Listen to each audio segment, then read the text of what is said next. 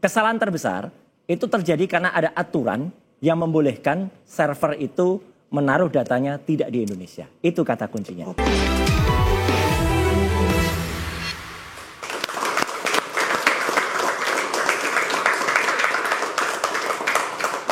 Ya pemirsa, terima kasih Anda masih di Interupsi Judol Bikin Jebol Menteri hingga artis disenggol. Nah, ini kita senggol lagi Mas Herdy yang tadi mantan admin dari judi online. Tadi kan kata Mas Roy Suryo, ini kan sudah ada algoritma yang mengatur. Ya. Jangan sampai menangnya kebanyakan gitu. Nah, Mas Herdy, saya mau tanya, emang benar Mas, ada aturan-aturan di balik admin ini yang bilang, oh ini menangnya segini aja, yang itu menangnya segini aja, atau seperti apa Mas Herdy? Betul, betul. Memang ada yang mengatur untuk kemenangan-kemenangan tersebut. Jadi di sistem ini seperti arisan ya Mas. Dari 20 orang ini hanya satu yang bisa. Yes. Oke, itu digilir atau misalnya dikasih menangnya cuma satu kali untuk satu orang atau seperti apa tuh Mas? Itu nanti dikalkulasikan dulu berapa jumlah deposit pemain tersebut dan total jumlah depositnya. Nanti dikalkulasikan, kalau memang dia sudah lumayan banyak total depositnya, nanti baru kita pilih untuk salah satu dari 20 orang itu. Dari satu pemain, probabilitas menangnya itu seberapa besar sih, Mas Hendry? Dia sendiri kagak tahu juga, Mas. Mungkin dia nggak. Kalau untuk kemenangannya itu, balik lagi untuk dari total depositnya mungkin bisa 20% atau 30%. Jadi makin tinggi deposit makin besar kemungkinan untuk menangnya. Betul. Tapi dari total deposit itu modal yang dia keluarkan banyak. Lebih banyak modal yang dia keluarkan daripada kemenangan yang dia Pasti akan rugi jadi. Pasti akan rugi. Nah, lalu bagaimana Mas Herdy kemudian membuat orang-orang yang sudah ngerti nih bakal rugi gitu biar bisa main lagi penasaran? Ada trik-trik tertentu nggak dari pemain ataupun admin judi online? Pasti kan ada yang udah kalah berkali-kali tapi masih tergiur main tuh kenapa? Itu biasanya dari marketing. Marketing judi itu mereka mengelabui para pemain dengan cara mengedit dari akun orang yang jumlah saldo di akun tersebut sampai 50 juta atau berapa puluh juta. Biasanya seperti itu ya. Atau dia seperti apa? Ini loh hasilnya kalau main di situs saya gitu. Oke. Bung Roy, sebetulnya seberapa sulit bisa memutus mata rantai judi online? Ini kan ratusan ribu situs judol sudah diblokir. Sebenarnya cukup dengan pemblokiran situs, Bung Roy? Enggak.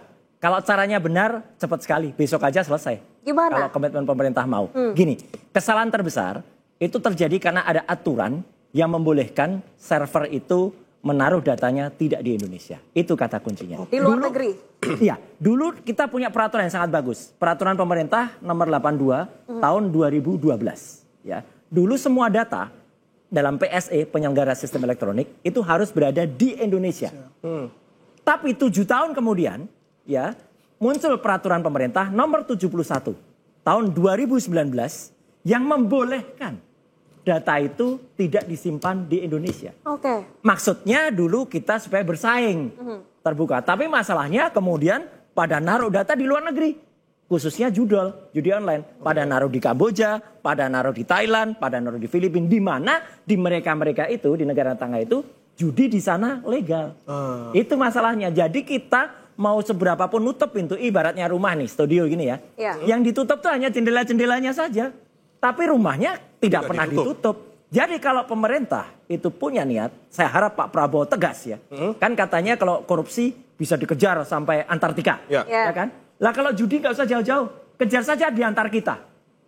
Loh iya, karena para penentunya ada di antar kita gitu loh. Betul. Dan tadi menaruh server di luar negeri. Nggak, antar kita tuh sesuai dengan judulnya tadi. Menaruh server di luar negeri, pemerintah kita juga punya wewenang untuk bisa sampai ke sana. Asal dirubah peraturan pemerintahnya clear. Apa susahnya sih? Harus dirubah peraturan pemerintah. Berarti ada salah di tata kelola di Komdigi mungkin, Mas Refli?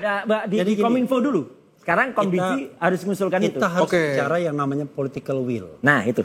Apapun kebijakan ya untuk memberantas judi online itu nggak akan berhasil kalau tidak punya political will. Jadi political will itu kehendak, dan kalau kita bicara kehendak maka hierarki sifat kehendak tersebut. Kita lihat nih macetnya di mana. Di kalau kita misalnya level penegak hukum, apakah levelnya sampai atas? Kalau sudah sampai atas macetnya, maka berarti diperlukan orang nomor 1 di Republik ini, karena tidak bisa lagi. Nah, pertanyaannya adalah apakah orang nomor 1 di Republik ini punya keinginan untuk memberantas judi online atau tidak? Kalau tidak punya, ya selesai barang itu. Artinya ini tidak akan pernah selesai. Nah jadi gini, kan dari semua perjudian online tersebut dan judi-judi lainnya, kita kan tidak boleh dikecohkan dengan yang kecil-kecil. Yang katanya sudah bagian dari tradisi dan lain sebagainya. Kita konsentrasi dulu kegiatan yang memang di backup oleh aparat, oleh cukong, oleh konglomerat dan lain sebagainya. Dan orang menyebutnya konsorsium yang kemudian dananya bisa mengalir pada kegiatan-kegiatan politik. Nah, kalau itu tidak ada political will untuk memberantas itu, karena begini, kita kan berharap ini karena kontestasi politik sudah selesai. Pak Prabowo sudah menjadi presiden. Tapi ada kontestasi lain, yaitu kepala daerah. Jangan-jangan sponsornya judi juga. Susah. Karena itu perlu yang namanya political will. Kita tahan dulu Bung Refli, kita tanya terkait political will dari pemerintah. Komitmen Pak Prabowo memberantas judi online sebesar apa? Sangat besar sekali. Kenapa saya bilang sangat besar sekali? Tertuang di dalam asta citanya Pak Prabowo. Ya kan? Judi online itu prioritas pertama yang harus dia selesaikan sebelum 100 hari ini. Ya kan? Bagaimana keseriusan dari kepolisian membuat dan juga dari pemerintah membuat Satgas anti judi online. Di situ ada Komdiji, di situ ada polisian, di situ ada PPATK, di situ ada BI, ada OJK, ada BSSN. Ini sangat serius. Ya, kan kalau kita lihat Pak Budi Gunawan, Menko Polhukam sudah mengatakan 900 triliun kita punya devisa itu menguap ke luar negeri. Interupsi Pak Bre. Ini sesuai Pak acaranya. Silakan, jangan baper. Saya kan menjelaskan dulu. Enggak gini. Kita bisa tahu rakyat percaya kalau sahabatnya atau pendukungnya Pak Prabowo ini ya, itu kemudian berhasil maksa minimal ganti peraturan pemerintah itu clear. Kita dukung penuh Pak Prabowo. Tunggu dulu, belum selesai. Ya, dukung ya. Ubah peraturannya, kita setuju. Karena kalau enggak kita masalah untuk merubah peraturan itu. Ya kan itu kan nanti kan juga ada DPR di sana. Enggak, peraturan pemerintah ini Mas, enggak perlu DPR. Enggak, masalah gini. Ya, kita belum sampai sentuh situ dulu. Ini kan saya mau menjelaskan dulu nih. Siap. Ya. Apa namanya niat baik pemerintah, strong punya pemerintah ingin dari pembentukan Satgas. Dalam pembentukan Satgas judi online itu. Ini kita harus apresiasi loh. Bayangkan ya. Sekarang yang sudah Mas Andi, tapi dari 20 Oktober, tunggu, 20 Oktober ya sampai 20 November 380.000 situs dan IP itu sudah di take down. Servernya masih, Mas. Tunggu dulu, kita bicara server ini kan di luar negeri, Mas. Aturannya, kalau server itu, aturannya Mas, diubah, selesai. Kalau aturannya diubah, pemerintah punya payung hukum. Kalau sekarang para penjudi online bilang, aturannya masih boleh kok kita di luar negeri. Itu aja kok sebenarnya. Tinggal kan sekarang begini, bagaimana kan kita bilang, willingness dari pemerintah dan kita juga nih, sebagai anak bangsa, ya kan, punya tanggung jawab juga, bukan hanya pemerintah loh. Mas Roy punya tanggung jawab loh. Oh iya. Ya kan? Saya kita sama-sama harus tahu apa-apa. Iya. Kalau kita bicara tanggung jawab. Ya. Mas Andi, Bung Roy kita tahan dulu mungkin dari Pak Arianto. Sedikit saja dari keseriusan aparat penegak hukum seperti apa? Kalau tadi dari Satgas pemerintahan sudah ada. Saya setuju. Berantas judi itu keseriusan dari pemimpin, penguasa sampai ke bawah. Tetapi tidak cukup hanya komitmen dan semangat itu saja. Harus tahu caranya bagaimana memberantas itu. Makanya itu tadi anatomi judi online ini adalah kenapa jadi masif? Karena aturannya tadi yang memberi peluang. Makanya peraturannya dirubah. Jadi setuju dengan Bung Roy tadi? Setuju, tapi gini, saya hanya menekankan bahwa menghantam judi online ini harus tahu caranya, anatominya tahu.